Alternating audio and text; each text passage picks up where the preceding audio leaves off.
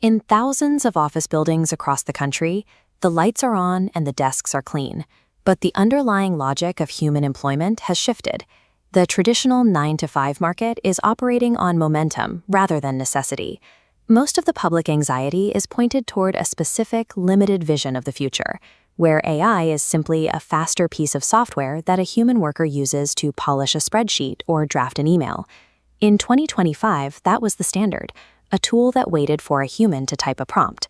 But 2026 marks the widespread transition to the agent, a system designed to act rather than answer. These agents autonomously navigate the web, write their own code, and manage complex communications. They don't require human oversight to move from one step of a project to the next. We are now observing the rise of autonomous entities that determine their own path to a goal. This removes the requirement for manual human execution, making the old model of the office-bound laborer technically unnecessary.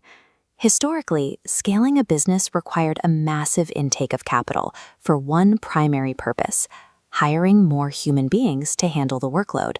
But human labor introduces biological friction.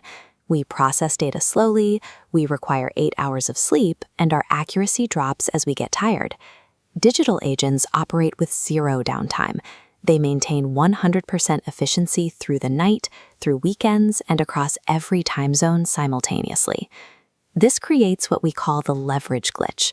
For the first time, the bottleneck of human exhaustion is bypassed by the architecture of the system itself.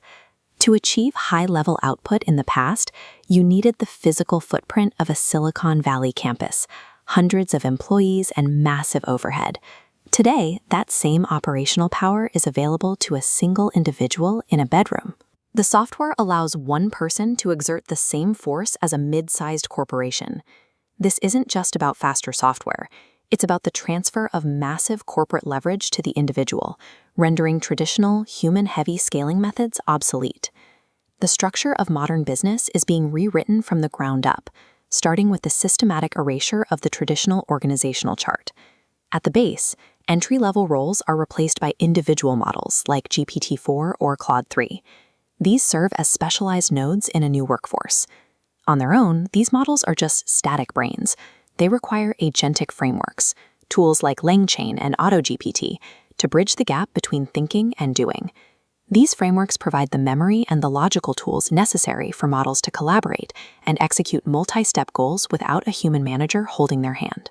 By integrating these frameworks, a single agent can permanently assume the duties of a human task worker, forming the foundation of an automated, frictionless hierarchy.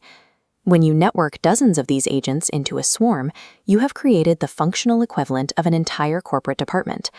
In a financial context, a swarm can ingest thousands of reports and synthesize market sentiment across an entire industry in under 60 seconds.